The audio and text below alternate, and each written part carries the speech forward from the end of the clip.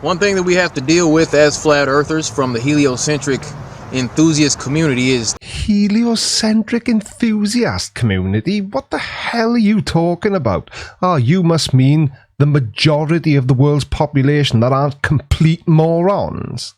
Idea that they always say that we have absolutely no evidence to support what we believe. Well, that's because you don't. Do you? Well, I think I'd like to weigh in on that and do what I can to provide a little more evidence that supports this idea. Yeah, I'm sure you would, Mr. Marble. Nice t-shirt, by the way. At least it's factually correct, because yeah, flat earth is offensive. Go nuts on my nuts. Hello everyone, welcome to another episode of Playing a Blinder with me, the Creaky Blinder. Now in today's video, I wanted to start off with a little bit of advice for you all. You didn't ask for it, I know, but I'm gonna give it anyway. We aren't responsible for convincing these flat earth morons that they are 100% wrong about everything. I know it's tempting to argue with them when they say things which are completely ridiculous, but sometimes for the sake of your own sanity, it's better to just leave it alone. To quote Mark Twain, as I have done many times before, remember this: no amount of evidence can persuade an idiot. Now, having been involved in the anti-flat earth community for almost 2 years now, I've learned this. People like D Marble here simply refuse to buy into anything based around reality if it goes against their world belief. Tidy!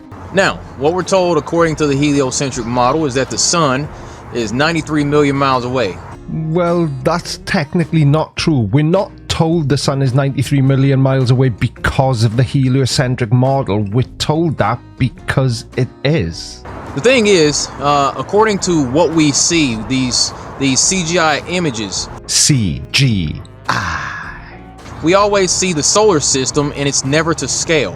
apart from images like this one, obviously, which is to scale, and when I show you the picture you'll understand why it's so difficult to see pictures of the solar system to scale. For example, 1 centimeter here equals 260,000 kilometers. Here's the sun. If I scroll right, oh look, nothing. Oh, 20 million kilometers, still nothing. 40 million kilometers, still nothing. Oh, there's Mercury. Now we're at 60 million kilometers. This isn't a very exciting image to look at.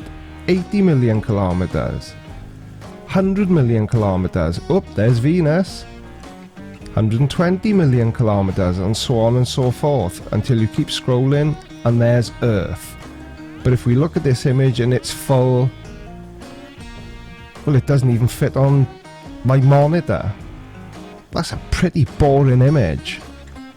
To say there are no images of the solar system to scale is completely wrong. They're very easy to find online, but they're not the most exciting images to look at because space is quite big.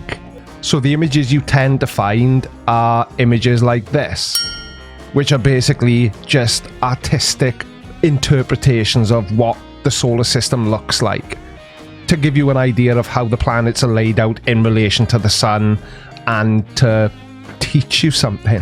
You never see a representation, graphical representation of the sun being 93 million miles away from the Earth and all the other planets, you know, in relation. You never see it that way. Unless, of course, you type into Google pictures of the solar system to scale. Every time the sun seems to be small and close, it's right at the center. There isn't a whole lot of distance in between the sun and the rest of the planets. Definitely not 93 million miles of distance in scale on these little CGI images. C. Also, another red flag in that whole idea is that it is CGI. G. The fact that every time you see the solar system, you see the sun and the Earth in the sky and all that, out in space, it's always CGI. Can you stop saying CGI? CGI. I do try my best not to overuse clips in my videos, and you're not making it very easy for me, Mr. Marble. Okay? The sun, if the sun is 93 million miles away, you know, we have these images, we have videos where the sun leaves a hot spot on the clouds. I think we can all see where this is going, can't we? And temperature doesn't come into it, so stop calling it a hot spot. Or on the surface of the earth. As you can see here in this footage from Dog Cam, you see the weather balloon has a camera attached to it. It's floating above the clouds and all that, and you can see a hot spot. It isn't a hot spot, you spanner. It's just where the cloud coverage is a bit thinner than... Actually, it doesn't matter. You go ahead and explain it. Now, if the sun were 93 million miles away, there's no way it will be able to leave that little spot there on the clouds, but right there, you can see it. Or from this video that I took personally from an airplane, you know, on a flight from Little Rock to Houston, you could see the sun seemingly right above the surface of the earth, and you could see this spot where it appeared that the light was that much more intense in that area than anywhere else on the surface of the earth. Now, if the sun were actually at a distance of 93 million miles away, all the rays from the sun would hit the earth parallel. But the fact of the matter is, there's pictures, and you've seen these things more than likely, or you're seeing one right here, of the sun seemingly sitting right above the clouds where the rays kind of splay out into these different directions.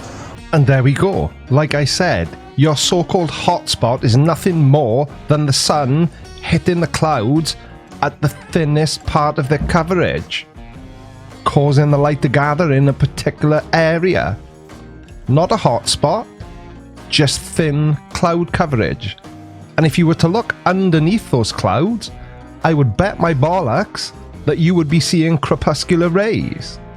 Showing where if you trace the rays back to these, you know, this singular source, these are called crepuscular rays. If you trace these rays back to the source from each side, you'll see it goes straight to the sun. That isn't how crepuscular rays work, you dick.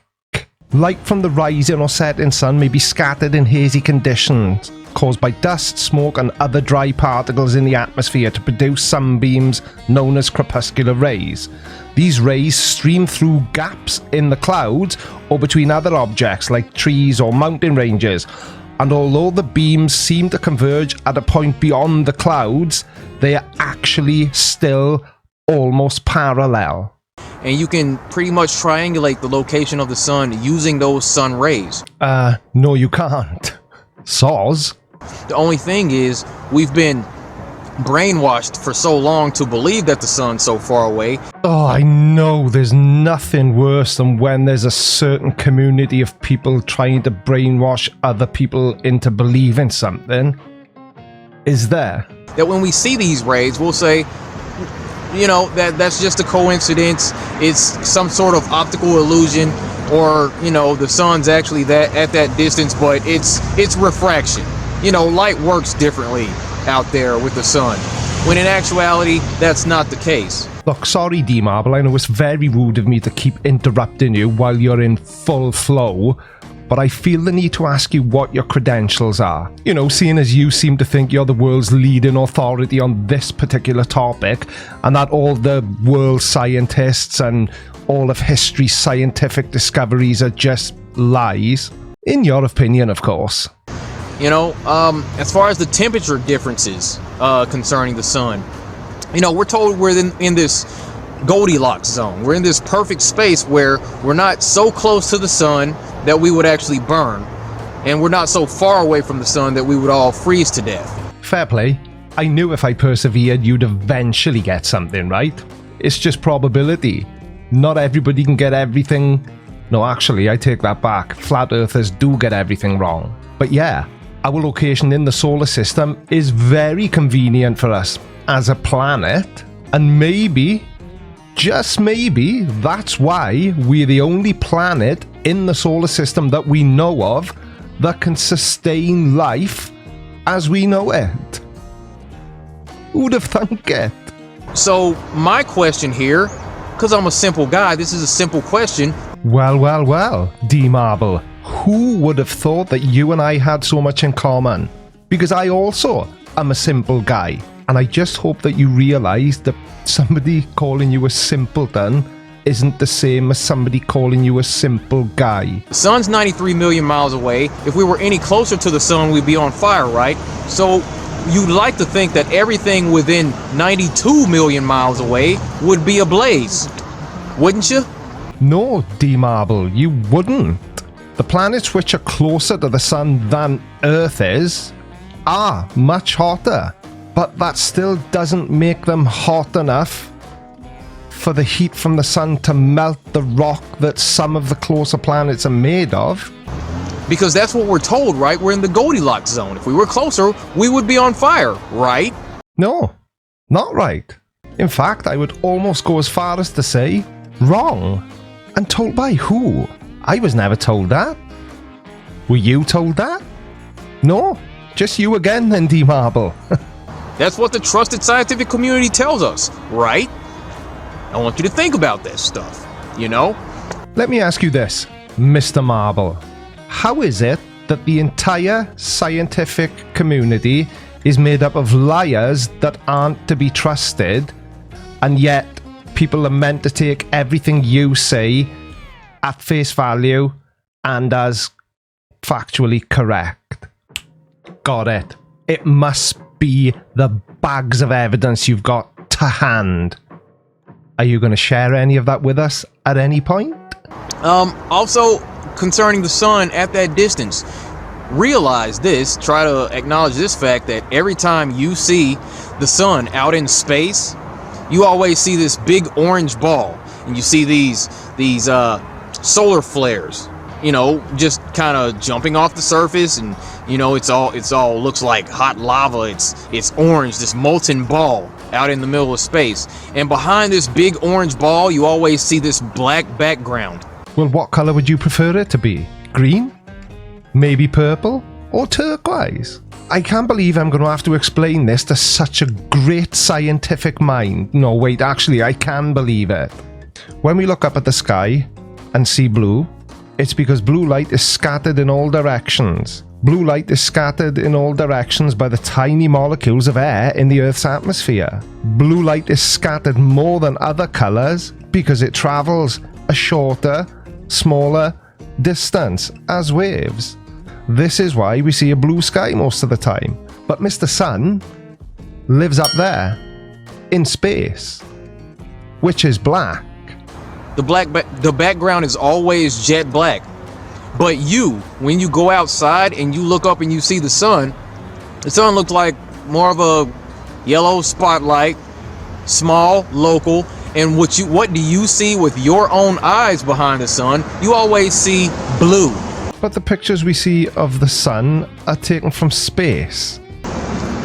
When you go outside and you look up at the sun, you see a blue background. So why is it that here on Earth, you look up and you see the sun, and the sun always has a blue background, but when you see these official images from the trusted scientific community and the good folks over at NASA who are raking in that $52 million a day, you see the sun and it's always a black background. Or did you think NASA were taking their $52 million budget, having a huge NASA party, and then going out into the car park, can of lager in one hand and the latest iPhone in the other, and snapping a picture of the sun from there?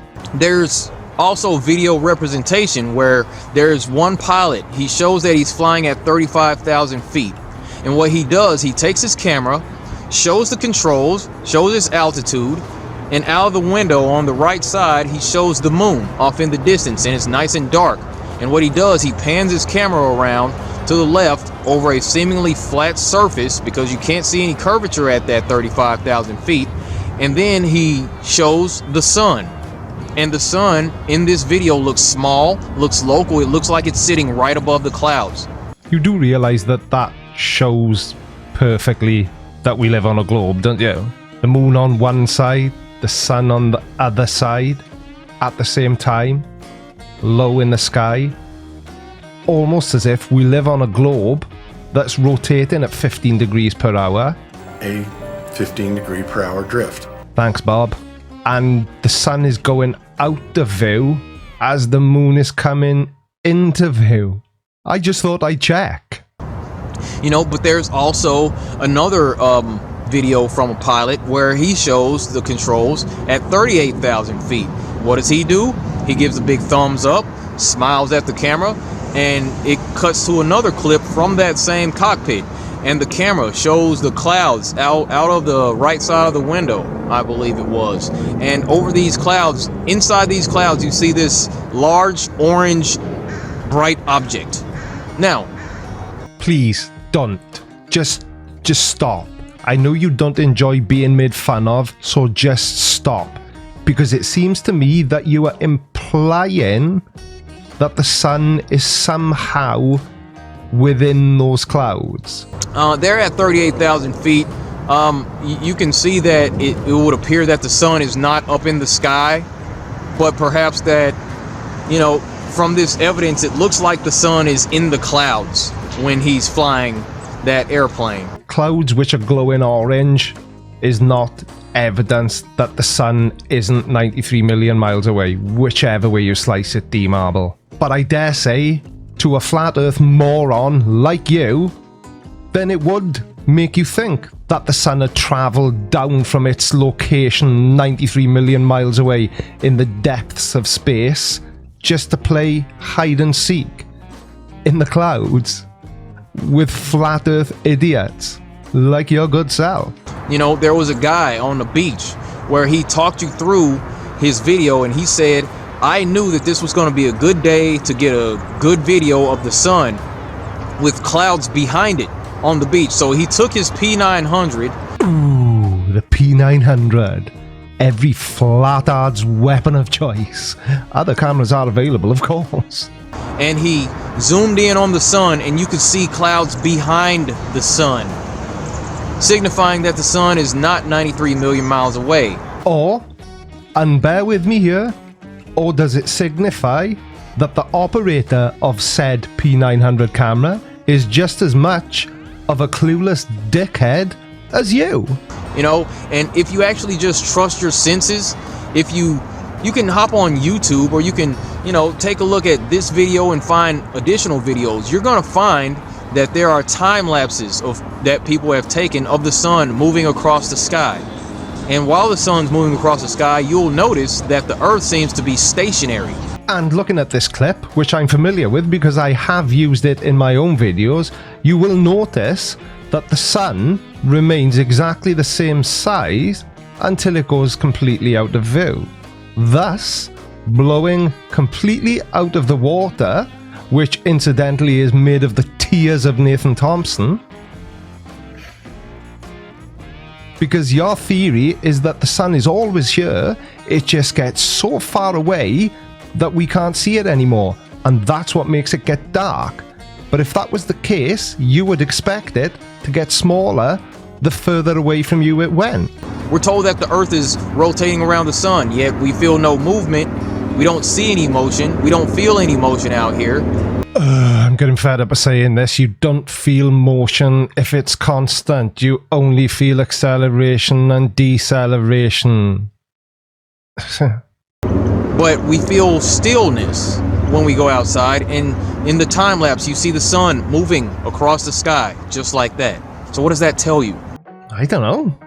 That we live on a globe? I believe that tells you to trust your senses. And what does your senses tell you? Your senses tell you that the sun is the thing that's moving and that the earth is flat and stationary.